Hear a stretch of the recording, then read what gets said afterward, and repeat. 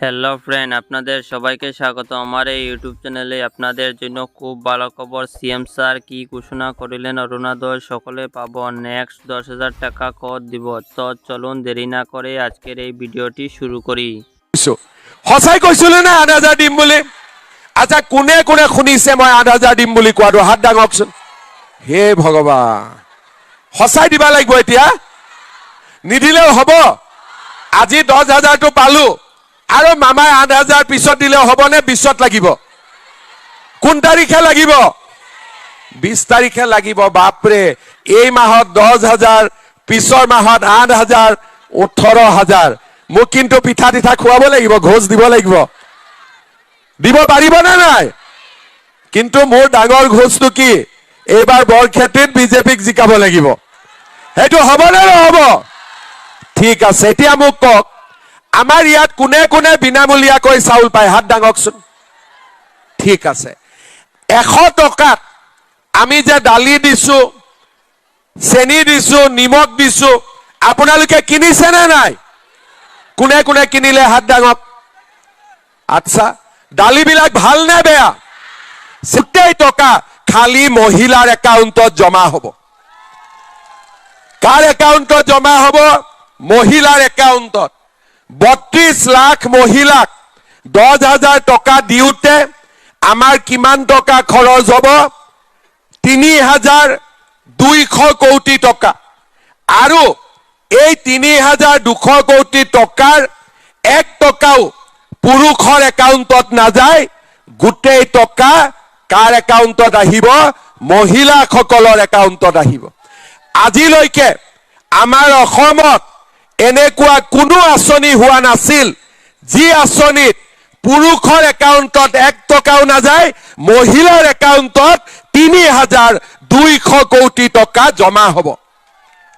আমাৰ ৰাজ্যত ইমান ডাঙৰ মহিলাসকলৰ কাৰণে কেতিয়াও ইমান ডাঙৰ আঁচনি কোনো চৰকাৰে ইয়াৰ আগতে লোৱা নাছিল বা ল'ম বুলি ভাবিবও পৰা নাছিল।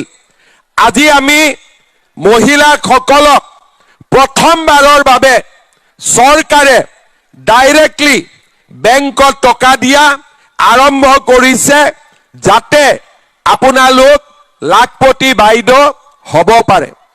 কেনেকে লাখপতি বাইদেউ হ'ব? প্ৰথম, আজি আমি 10,000 টকা লৈ গলো।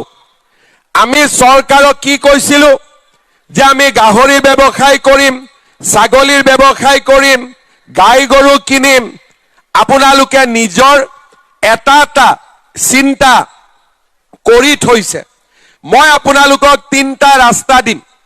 1 নম্বৰ, এই 10,000 টকা আমি পালো, আমাৰ গোটৰ একাউণ্টত সকলোখিনি মহিলাই টকাটো জমা দিলে। কিমান হ'ল?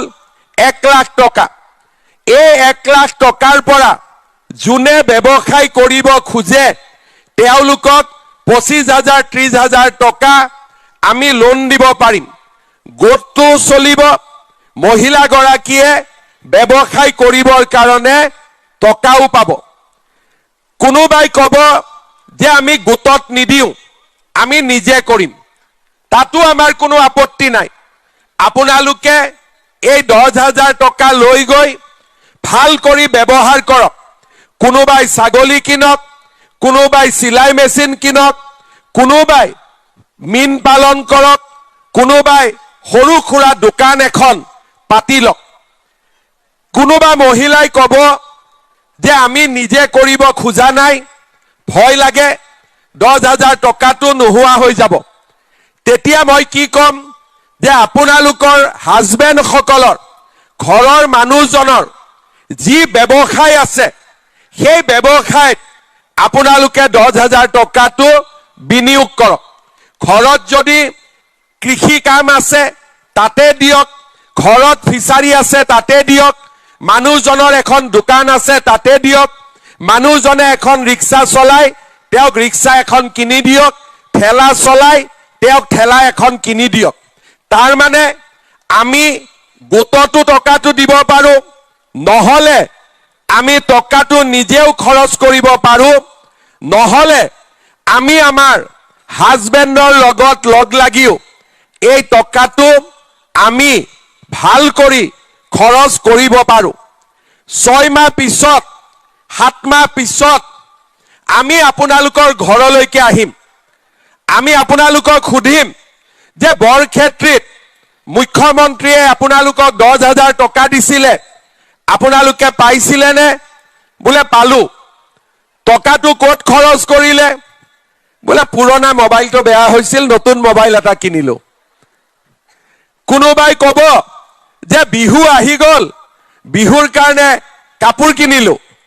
কোনোবাই ক'ব গেলামাল দোকানত বাকী আছিলে, ধাৰটো মাৰি দিলো।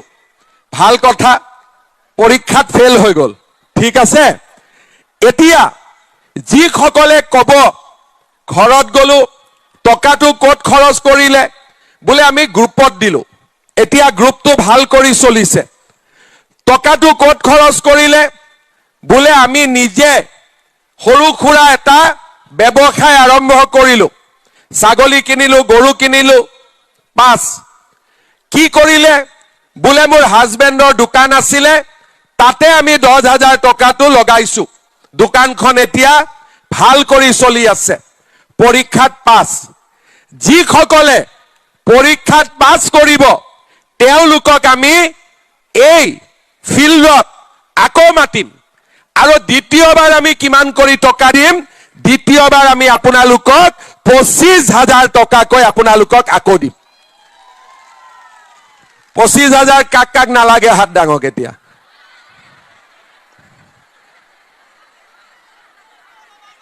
এতিয়া 25,000 কাক কাক লাগিব হাত ডাঙক? সঁচাই কৈছে নে এনে হাত দাঙি দিলে? লাগিব নে নালাগে 25,000? পিছফালে লাগিব নে নালাগে? লাগিব। এইফালে লাগিব 25,000? ঠিক আছে।